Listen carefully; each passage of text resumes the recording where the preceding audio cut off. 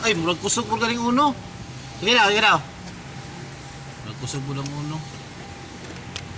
Klaro ko patmat, kitang pat. Okay. Kusog ko lang. Wak mo. Pares. Hop. Buwag ka number 3 ba? Ano, number 1 of 3. Ang sa pinakakusog? 3. 3 gyud eh. 3 gid.